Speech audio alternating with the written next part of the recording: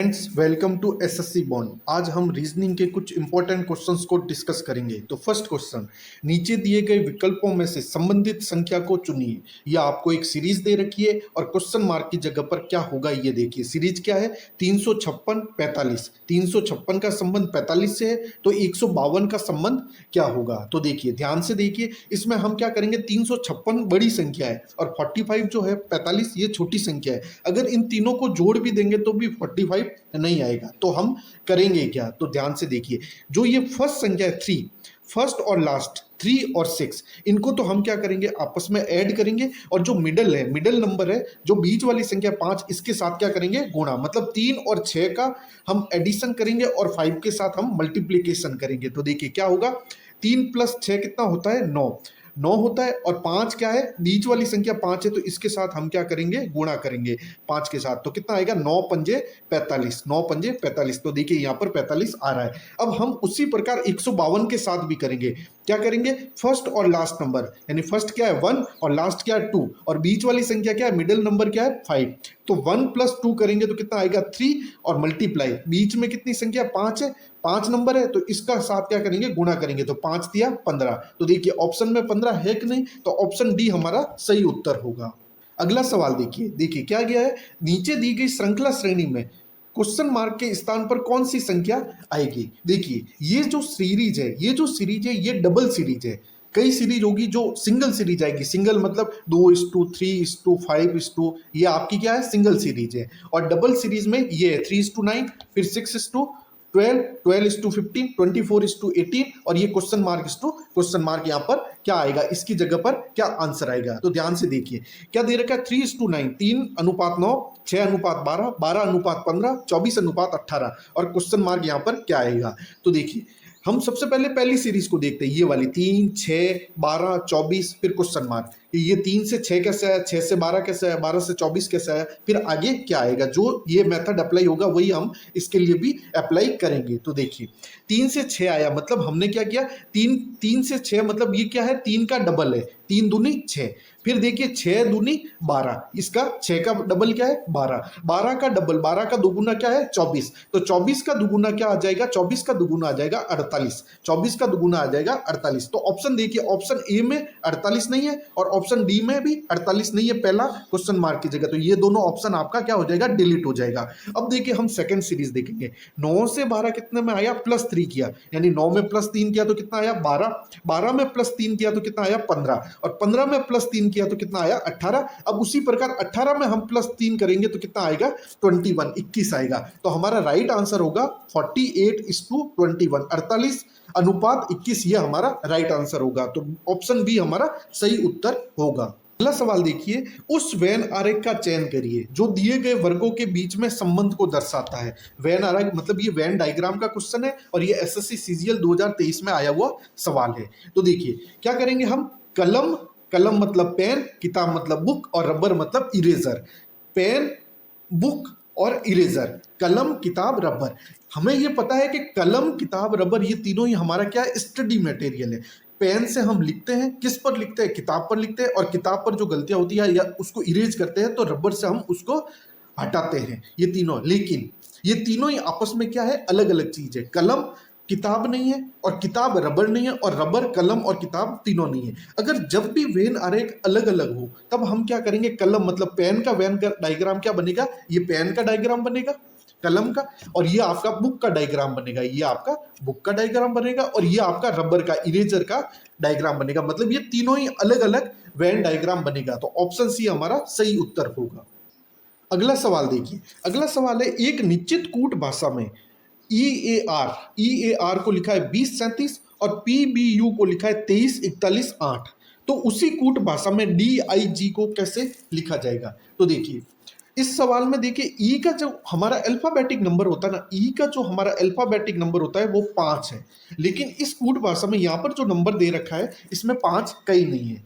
लेकिन आप ध्यान से देखिए, ए का कितना होता है अल्फाबेटिक नंबर, ए का अल्फाबेटिक नंबर होता है 1 और जो आर है, आर का अल्फाबेटिक नंबर होता है 18। तो आप ध्यान से देखिए ना, तो इस कूट भाषा में ये जो नंबरिंग है ना तो 5 है, ना 1 है, ना 18 है। लेकिन हम ये कह सकते हैं कि ए का नंबरिंग कितना है, 1 है अल्फाबेटिक, तो इसमें 2 ऐड किए तो कितना आ गया, 3। 2 ऐड किए तो क्या आ गया, 3 आ गया, हमारा 3 आ गया। उसी प्रकार 5 में 2 ऐड करेंगे तो कितना आएगा, 7 आएगा।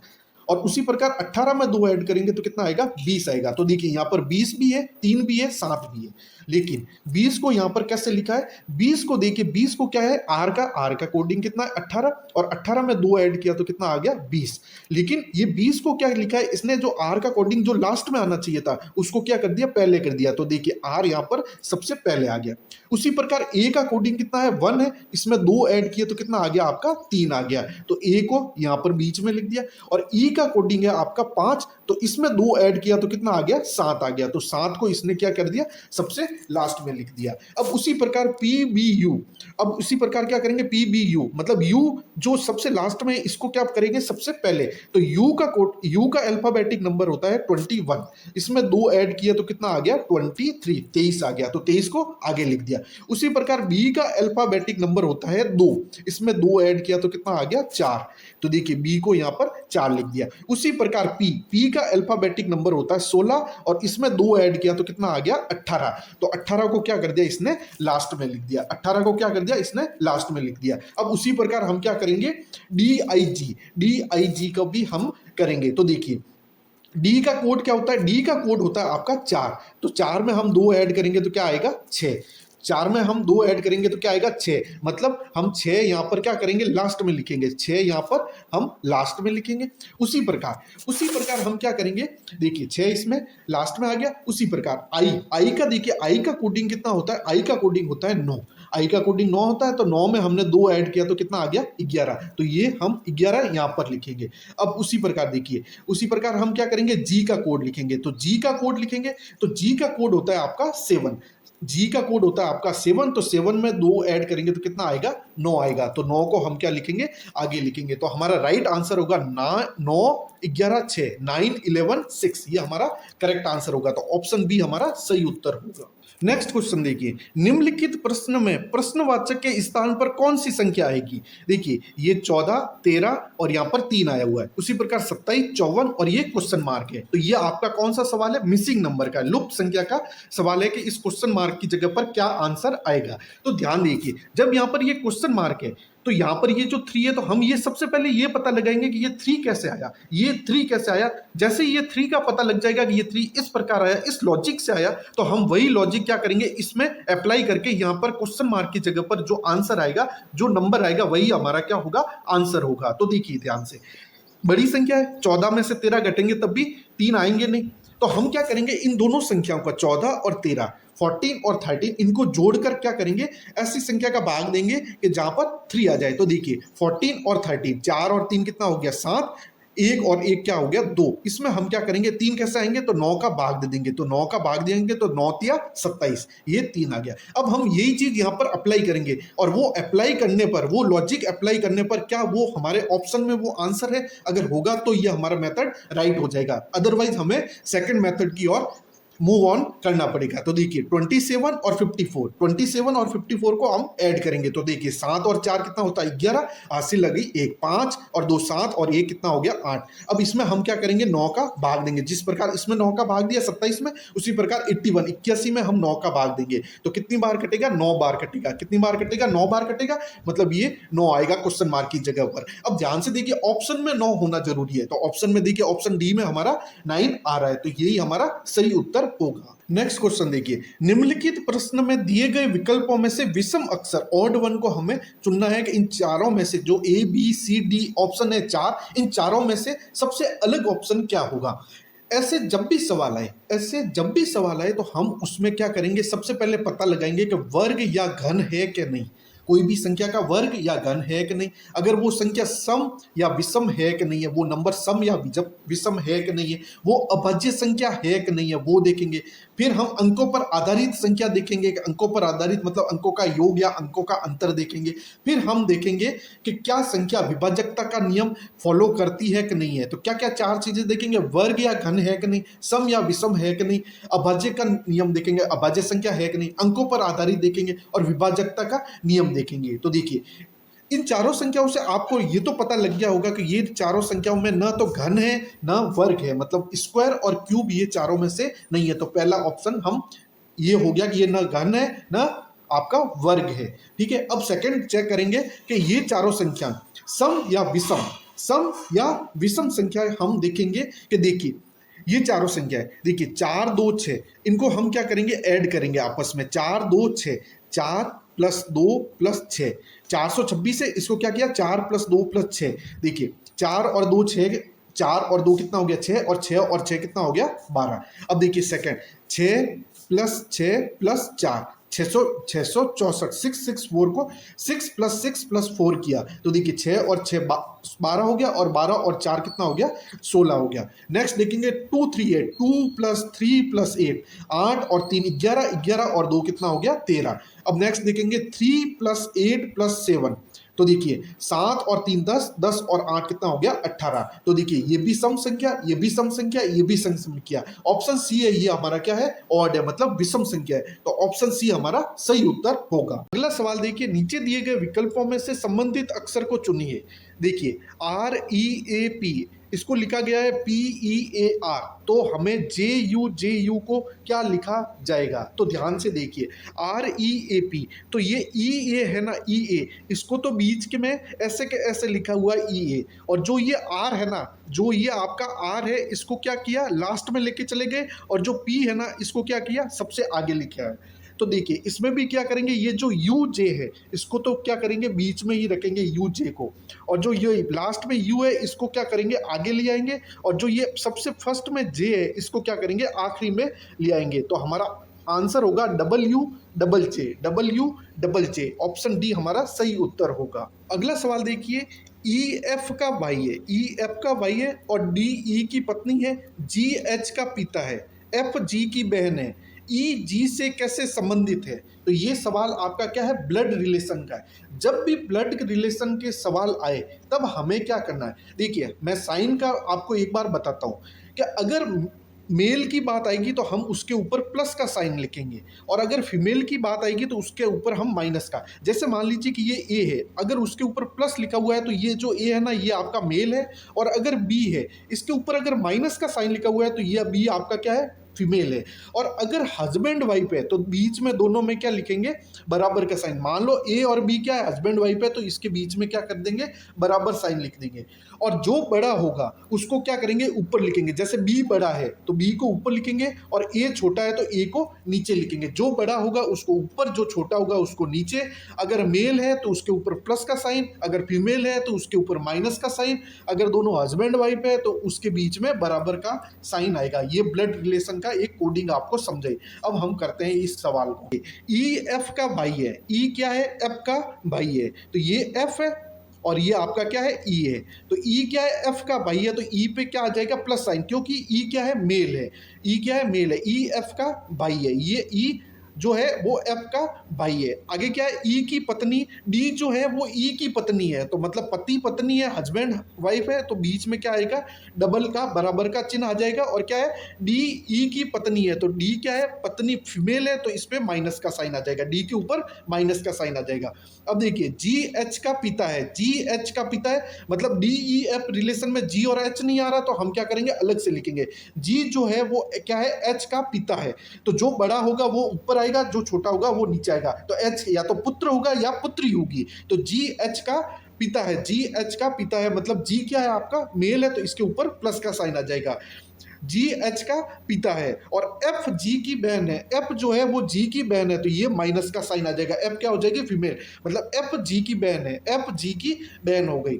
तो फिर हमें सवाल में पूछा है कि ई जी से कैसे संबंधित है, ई जी से कैसे संबंधित है। तो जैसे ही हम ये पूरा डायग्राम बना लेते हैं, लेकिन हमारा सवाल लास्ट में गड़बड़ हो जाता है कि हम ये रिलेशन को समझ नहीं पाते हैं। तो ई जी से कैसे संबंधित है, ये जो ई है ना ये जी से कैसे संबंधित है, तो हम क्या करेंगे जहां से लगा है, जहां से लगा, जी से लगा है, तो जहां से लगा है वहां उल्टा बताना है, वहां उल्टा बताना है। तो ई जी से कैसे संबंधित है, तो जी का ई का क्या लगेगा, जी का ई का क्या लगेगा, तो देखिए जी ई का क्या लगेगा, जी ई का क्या लगेगा, जी ई का क्या लगेगा, भाई लगेगा, जी ई का क्या लगेगा, भाई लगेगा। तो यही हमारा राइट आंसर होगा। तो जी ई का क्या लगेगा, भाई लगेगा। तो ऑप्शन ए हमारा सही उत्तर होगा।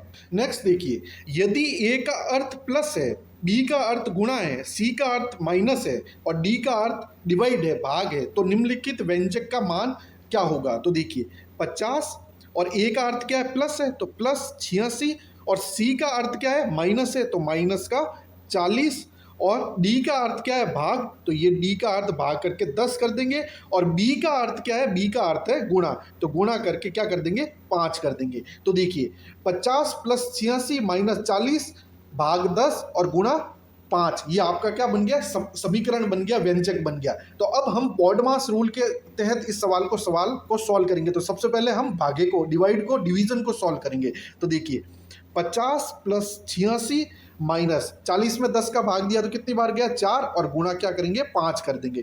ठीक है, अब हम क्या करेंगे, गुणा करेंगे, तो 5 चौक ये क्या होगा, 20 हो जाएगा।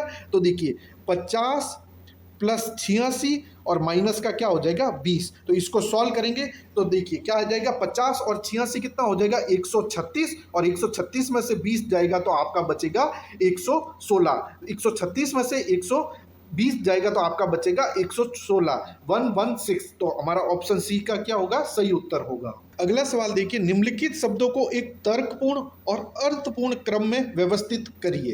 तर्कपूर्ण और अर्थपूर्ण व्यवस्थित करिए। तो देखिए क्या दिया हुआ है वर्ड, खाओ, फल, बीज, तोड़ो, पौधा। तो हम क्रोनोलॉजी से, तो सबसे पहले क्या लगता है, बीज लगता है। सबसे पहले क्या लगता है, बीज लगता है। तो बीज कितने नंबर पे, 3 नंबर पे। उसके बाद क्या होता है, बीज लगने के बाद क्या बनता है, पौधा बनता है। तो पौधा किस पे है, 5 नंबर पे। पौधा लगने के बाद क्या होता है, उस पर फल लगता है, तो मतलब 2 नंबर पे। फल लगने के बाद हम क्या करते हैं, उस पर उसको तोड़ते हैं, मतलब ये 4 नंबर पे। उसके बाद हम उसको खाते हैं। तो देखिए 3, 5, 2, 4, 1, ये हमारा क्या बनेगा, क्रोनोलॉजी बनेगा। सबसे पहले क्या करेंगे, बीज लगाएंगे। उसके बाद क्या बनेगा, बीज से पौधा बनेगा। पौधे बनने के बाद क्या बनेगा, उस पर फल लगेगा। फल लगने के बाद उसको क्या करेंगे, उस फल को तोड़ेंगे। उस फल को तोड़ने के बाद उस फल को क्या करेंगे, खाएंगे। तो हमारा राइट आंसर होगा 3, 5, 2, 4, 1। 3, 5, 3, 5, 3, 5, 4, 2, 1। तो ऑप्शन डी हमारा सही उत्तर होगा। अगला सवाल देखिए, एक डिजिटल घड़ी में 7:40 का दर्पण प्रतिबिंब क्या होगा। दर्पण प्रतिबिंब, मिरर इमेज क्या होगा, 7:40 का। तो जब भी हम घड़ी का दर्पण प्रतिबिंब निकालेंगे तो हम क्या करेंगे, 11:60 में से जिसका दर्पण प्रतिबिंब पूछा गया है उसका क्या कर देंगे, उसको घटा देंगे, माइनस कर देंगे। तो किसका पूछा गया, 7:40 का। तो क्या करेंगे, जिसका दर्पण प्रतिबिंब पूछा गया, किसका पूछा गया, 7:40 का, किस में से घटाएंगे, 11:60 में से क्या करेंगे, घटाएंगे। 11:60 में से घटाएंगे। तो 11:60 में से किसको घटाएंगे, 7:40 को। तो 11 में से 7 जाएगा तो कितना बचेगा, 4 और 60 में से 40 जाएगा तो कितना बचेगा, 20। तो ये हमारा क्या होगा, ऑप्शन बी हमारा राइट आंसर होगा। लेकिन ये आंसर हमारा क्या है, गलत है। क्या है, गलत है। क्यों गलत है, क्योंकि आप सवाल को ध्यान से पढ़िए। क्या पूछा गया है, एक डिजिटल घड़ी में, एक डिजिटल घड़ी में ना तो मिनट की सुई होती है और ना ही घंटे की सुई होती है। डिजिटल घड़ी में कोई भी सुई ना नहीं होती है, ना मिनट की होती है ना घंटे की होती है। तो इसका आंसर क्या होगा, ऑप्शन डी, ज्ञात नहीं किया जा सकता। मतलब डिजिटल घड़ी में कोई भी दर्पण प्रतिबिंब ज्ञात नहीं कर सकते। तो ऑप्शन डी हमारा सही उत्तर होगा। तो इन सवालों को आप ध्यान से पढ़िए, जल्दबाजी में इन सवालों को आप गलत कर सकते हैं, क्योंकि डिजिटल घड़ी में ना मिनट की सुई होती है और ना ही घंटे की सुई होती है। सवाल देखिए, यदि एप्पल को 521 521, मोबाइल को 612, तो एक्सप्लेन को क्या लिखा जाएगा। तो ध्यान से देखिए, एप्पल को क्या लिखा हुआ है, 521, मोबाइल को 612। तो अगर अल्फाबेटिक कोडिंग के सिस्टम से अगर उनके नंबर जोड़े तो 521 बहुत ज़्यादा नंबर होते हैं। तो अगर मैं कहूँ कि ए 1 पर है तो ऐसे जोड़ेंगे तो 521 बहुत ज़्यादा होता है। उसी प्रकार मोबाइल में भी 612 अगर इनके अल्फाबेटिक वर्ड भी जोड़ें तब भी बहुत ज़्यादा होंगे। मतलब हमें कुछ दूसरा मेथड अप्लाई करना होगा। तो हम क्या करेंगे, देखिए एप्पल है तो एप्पल में कितनी संख्या है, एप्पल में कितनी संख्या है, 1, 2, 3 4 5। एप्पल में 5 संख्या है, इसका हम क्या करते हैं, क्यूब करते हैं। इसका हम क्या करते हैं, घन करते हैं। 5 का क्या करते हैं, घन करते हैं, मतलब 5 का क्यूब करते हैं। तो 5 का क्यूब कितना होता है, 5 का घन कितना होता है, 125। अब ध्यान से देखिए, इस 5 को क्या करते हैं, हम इन तीनों को 125 को क्रॉस करते हैं। 5 को क्या लाते हैं, आगे लाते हैं। 2 को वहीं पे रखते हैं और 1 को क्या करते हैं, लास्ट में। 5 को आगे लाते हैं, 2 को वहीं रखते हैं और 1 को लास्ट में रखते हैं। तो 521। तो देखिए एप्पल में क्या आ रहा है, 521। क्या किया, एप्पल में कितने वर्ड है, एप्पल में कितने वर्ड है, एप्पल में है 5 वर्ड। 1 ए 2 3 4 5। 5 का क्या किया, क्यूब किया। क्यूब किया तो कितना आया, 125। और इसको क्या किया, क्रॉस किया, मतलब लास्ट वाले को आगे और आगे वाले को लास्ट में लिया है। तो 5 को आगे लिया है और 2 को वहीं पे रखा और 1 को क्या किया, लास्ट में लिया है। तो एप्पल का क्या आया, 521 ये आ गया। उसी प्रकार हम क्या करेंगे, मोबाइल का करेंगे। तो मोबाइल में कितने वर्ड है, देखिए 1 2 3 4 5 6। तो ये 6, तो 6 का क्या किया, क्यूब किया। 6 का क्या किया, हमने क्यूब किया। तो 6 का क्यूब कितना होता है, 216। 6 का क्यूब होता है 216। तो इसमें क्या किया, 6 को हमने वापस क्रॉस किया, तो 6 को आगे लेके आए, 1 को वहीं पे रखा और 2 को क्या किया, लास्ट में। तो 612। तो ध्यान से देखिए क्या आ गया, 612 आपका मोबाइल का कोड आ गया। अब उसी प्रकार हम क्या करेंगे, उसी प्रकार हम क्या करेंगे, एप्पल को बनाएंगे। देखिए ये क्या है, 612। और एक्सप्लेन का देखिए, एक्सप्लेन के वर्ड देखिए आपके 1 2 3 4 5 6 7 8। एक्सप्लेन में क्या किया, 8 वर्ड है। एक्सप्लेन में टोटल वर्ड क्या है, 8 है। तो हमने क्या किया, 8 का क्यूब किया। और 8 का क्यूब कितना होता है, 512। 8 का क्यूब कितना होता है, 512। फिर हमने क्या किया, क्रॉस, मतलब 2 को लिया है आगे, 1 को वहीं पे रखा और 5 जो आगे है उसको लिया है पीछे, मतलब 215 हमारा क्या होगा, करेक्ट आंसर होगा। तो अगला सवाल देखिए, एक पंक्ति में रवि बाएं छोर से 19वां, रोहन बाएं से 8वां है, तब उनके बीच में कुल कितने व्यक्ति है। दोनों ही कौन से है, कौन सा छोर है, बायां छोर। रवि भी बायां और रोहन भी बायां, मतलब लेफ्ट साइड से। तब इन सवालों में टोटल व्यक्ति कैसे निकालेंगे, जो बड़ी संख्या है 19, उसमें से हम छोटी संख्या को घटा देंगे और उसमें से एक और घटा देंगे। तो 19 में से 8 जाएगा तो कितना बचेगा, 11। और 11 में से 1 जाएगा तो कितना बचेगा, 10। 10 हमारे क्या आ जाएंगे, 19 और 8 के बीच में टोटल व्यक्ति आ जाएंगे, टोटल पर्सन्स आ जाएंगे। तो ऑप्शन बी हमारा करेक्ट आंसर होगा। ये तो हमारा था फर्स्ट मेथड। अब हम देखेंगे सेकंड मेथड। सेकंड मेथड क्या कह रहा है कि कितना है, कि छोटी संख्या क्या है, 8वां। तो रोहन 8वां स्थान था और उसके बीच में जो रवि है बाएं छोर से, उसका स्थान था 19वां। उसका स्थान था 19वां। तो अब हम क्या करेंगे, 8 और 19 के बीच में टोटल संख्या लिख देंगे। 8 के बाद क्या आ जाएगा, 9 10 11 12 13 14 15 16 17 और ये 18। ये आपके 8 और 19 के बीच के व्यक्ति है, मतलब 9 10 11 12 13 14 15 16 17 18। अब इनको टोटल कर देंगे तो देखिए 1 2 3 4 5 6 7 8 9 10। तो ये 8 और 19 के बीच में टोटल संख्या कितने, बीच में कितने पर्सन है, टोटल पर्सन कितने हैं, 10। तो ये हमारा क्या था, सेकंड मेथड था। तो हमारा ऑप्शन बी जो 10 है वही राइट आंसर होगा। अगला सवाल देखिए, नीचे दिए गए घन आकृति से कौन सा विकल्प दिखाई देगा। तो जब भी हम ओपन डाइस की बात करेंगे, जब भी हम ओपन डाइस की बात करेंगे और पासे पर जो विपरीत होगा वह एक साथ कभी भी दिखाई नहीं देगी। जब भी हम डाइस की बात करेंगे, पासे की बात करेंगे, और जब भी कोई अपोजिट होगा एक दूसरे के, वह डाइस के एक साथ कभी दिखाई नहीं देंगे। ये कॉन्सेप्ट आपको ध्यान रखना है। अब ओपन डाइस के बारे में देखिए, इसके अपोजिट कौन सा है। तो जब भी देखेंगे ये जो 22 है ना, 22 और 44 ये एक दूसरे के पास में क्या है, अपोजिट है। 66 66 और 33 ये आपस में एक दूसरे के क्या है, अपोजिट है, विपरीत है। और 11 और 55 ये आपस में क्या है, विपरीत है। तो देखिए 22 और 44 विपरीत है, 66 और 33 विपरीत है, 11 और 55 क्या है आपका, विपरीत है। मतलब इस पासे के अंदर जो यहाँ पर विपरीत है वो एक साथ दिखाई नहीं देंगे। तो देखिए 22 और 44 एक दूसरे के क्या है, अपोजिट है, विपरीत है। तो देखिए यहाँ पर ये 22 और 44 एक साथ है, तो ये भी ऑप्शन हमारा क्या होगा, गलत होगा।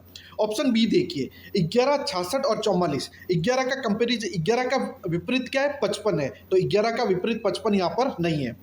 66 का विपरीत यहाँ पर क्या है 33 है, तो 66 का विपरीत यहाँ पर 33 नहीं है। और 44 का विपरीत यहाँ पर 22 है, तो 44 का विपरीत यहाँ पर 22 नहीं है। तो ये ऑप्शन बी हमारा राइट हो सकता है, राइट होगा। अब ऑप्शन सी देखिए, ऑप्शन सी पे देखिए 22 का विपरीत क्या है, 22 का विपरीत 44 नहीं है। 33 का विपरीत 66, 33 का विपरीत 66 ये है, तो ये भी ऑप्शन हमारा गलत हो जाएगा। अब ऑप्शन डी देखिए, 11 का विपरीत 55, 11 का अपोजिट क्या है 55 है, तो 11 का अपोजिट 55 ये है, तो ये भी हमारा ऑप्शन क्या होगा गलत। तो ऑप्शन बी हमारा सही उत्तर होगा। अगला क्वेश्चन देखिए, दिए गए कथनों को सत्य माने और बताइए कौन सा निष्कर्ष कथनों का तार्किक रूप से अनुसरण करता है। इनडायरेक्टली वेन डायग्राम का क्वेश्चन है। तो देखिए पहला कथन देखिए, सभी यू क्या है एम है, सभी यू क्या है एम है, सभी यू आपका क्या है एम है, सभी यू आपका एम है।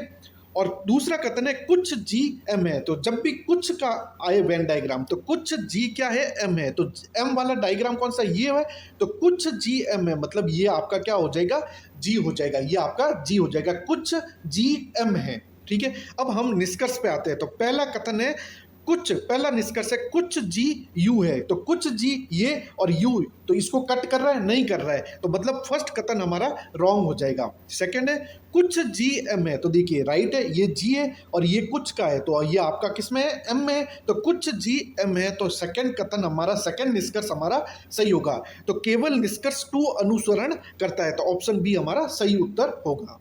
अगला सवाल देखिए, नीचे दी गई आकृति में कितने वर्गों की संख्या है।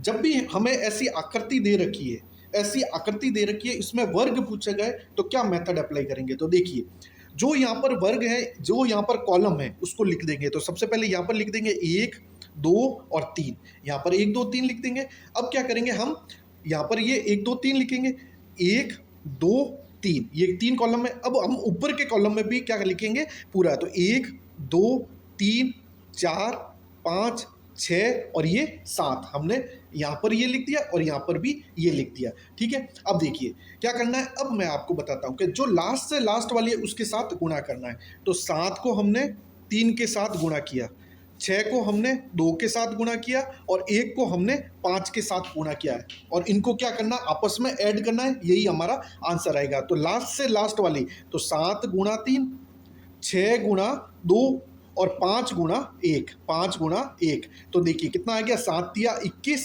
और 6 दूनी 12 और क्या आ जाएगा 5 गुणा 1 5। तो ये आपको आपस में क्या करना ऐड करना, तो 5 और 2 7 और 1 कितना हो गया 8 हो गया, और फिर देखिए 1 और 2 3 हो गया, तो 38। तो हमारा राइट आंसर होगा ऑप्शन डी। अगला सवाल देखिए, दिए गए विकल्पों में से ए बी रेखा का दर्पण प्रतिबिंब क्या होगा, मिरर इमेज क्या होगा। ये जो है इसका मिरर इमेज, और ये आपको अल्फाबेट वर्ड दे रखे हैं, तो इसका क्या होगा। तो हम सबसे पहले लास्ट वाले पहले वाले का देखेंगे, तो यहाँ पर क्या आएगा डी आएगा, तो डी का क्या होगा ये वाला, ये आगे वाली लाइन ऐसे चली जाएगी और इसका ये ऑप्शन होगा, तो ये वाला होगा। तो ऑप्शन डी और ऑप्शन ए आपका हट जाएगा। अब बचा क्या, बी और सी बचा। तो देखिए अब देखिए सेकंड वाला क्या है एस है, तो एस का क्या हो जाएगा, एस का आपका हो जाएगा इस प्रकार, ये एस है तो ये आगे वाला एस आ जाएगा और फिर ये एस आ जाएगा, तो ये ऑप्शन बी भी आपका क्या हो जाएगा कैंसिल आउट हो जाएगा। तो ऑप्शन सी हमारा राइट आंसर होगा। अगला सवाल देखिए, उस विकल्प का चयन कीजिए दो दी गई सीरीज में प्रश्नवाचक चिन्ह के स्थान पर क्या आएगा। आपको ये सीरीज दी, जब भी ऐसे सीरीज में कोई भी फिगर कचरा दे रखा हो तो एक फिगर को आपको पकड़ना, एक आकृति को आपको, तो हम सबसे पहले क्या करेंगे एरो को पकड़ेंगे। यहाँ पर एरो इस साइड में, फिर यहाँ पर ऐसे हुआ, फिर यहाँ पर ऐसे हुआ, तो अगले में एरो क्या जाएगा ऊपर की डायरेक्शन में जाएगा, ऊपर की डायरेक्शन में जाएगा। तो ऑप्शन ए और ऑप्शन सी तो आपका क्या हो गया कैंसिल आउट हो गया। अब बचा बी और डी में। अब ध्यान दीजिए यहाँ पर जेड है, जेड से पहले वाई है, वाई से पहले एक्स है, तो यहाँ पर क्या आएगा डब्ल्यू आएगा। तो इन दोनों ऑप्शन में भी डब्ल्यू है, लेकिन यहाँ पर देखिए जेड यहाँ पर है, फिर यहाँ वाई यहाँ पर आया, एक्स यहाँ पर आया, तो डब्ल्यू आपका इस जगह पर आएगा, तो डब्ल्यू आपका इस जगह पर आ गया। तो ऑप्शन डी हमारा क्या होगा सही उत्तर होगा। अगला सवाल देखिए, वह विकल्प का चयन करें जो प्रस्तुत चित्र में अंतर्निहित है, घुमाने की अनुमति नहीं है आपको, मतलब जो इसमें दे रखा है वही हमारा क्या करना है राइट आंसर करना है। तो ध्यान से देखिए ये क्या है, एक तरह से आइसक्रीम है, आइसक्रीम हम इसको मान सकते हैं। तो देखिए ये वाली जो आकृति है ना, ऐसे तो खूब है, ये वाली आकृति भी इसमें नहीं है क्योंकि 90 डिग्री यहाँ पर कहीं पे भी नहीं बन रहा है, ये वाली भी नहीं है, ये वाली भी नहीं है, ऐसे ऐसे कुछ भी नहीं है, और ये भी नहीं है क्योंकि 90 डिग्री नहीं बन रहा है। ठीक है। अब ये वाली आकृति देखिए, देखिए कौन सी, ये वाली, ये यहाँ पे गई, ये यहाँ पे गई और यहाँ पर ये आर्क बन रहा है, तो ये आर्क बन रहा है और ये, तो ऑप्शन सी हमारा क्या होगा, सही उत्तर होगा। तो ये हमारा राइट आंसर होगा। तो दोस्तों, आपने अभी तक वीडियो को सब्सक्राइब नहीं किया तो चैनल को सब्सक्राइब और शेयर और लाइक जरूर कीजिए। Thank you.